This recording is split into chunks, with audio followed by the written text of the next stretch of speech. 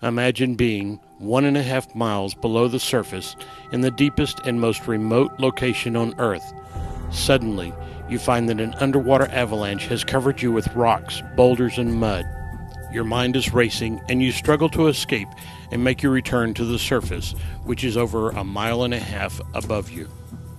Before I went through the sand dune, I barely put my fin on top of it, and the whole section of the top section of the sand dune collapsed and started tumbling down and making this kind of noise that you just don't forget. And I was looking down at this raging avalanche of stuff going down, knowing that I had to go through that same place. And first turn was really bad because I'm thinking, what's going on here? And it was a straight line, and then another turn, I'm like, this is crazy. And suddenly crazy became small when the cave diving line went straight into a wall of mud.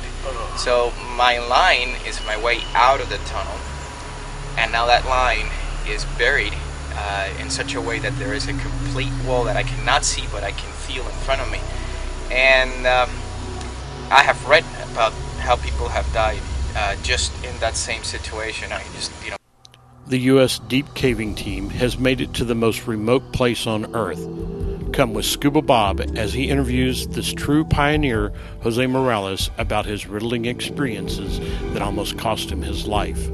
Experience the feeling as he and his 6 explorers find themselves trapped in an air pocket for 3 days without food. 7 of us, 2 Russians, 1 German, and 4 Americans, and we had no food. So we start starving. We had to do something that a lot of people have died trying it, which is the Russians went and got the tanks in the sump, which is a couple of days before we are there. But we're already weak because we're not eating. Bill and me were bivouacking right there with 1 power bar for 3 days. So we cut those little power bars into pieces this big, and when that goes into your stomach, you can actually feel the heat of your metabolism kicking up. You can actually sleep for an hour or 2, and then you go back to shivering.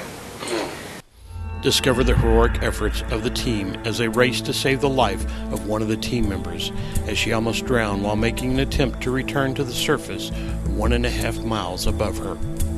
Not everybody could make it. She almost drowned and had to stay back. So at that point we already have a very, very serious emergency situation, so we had to get out to race to the surface. This is the expedition called J2, 3 years in planning and 4 months to complete. This is a journey to a new frontier. Thanks to the leadership of Bill Stone, new technology was developed to make this incredible cave dive by Jose Morales. Come prepared to feel the exhaustion the team members felt at the completion of this cave expedition.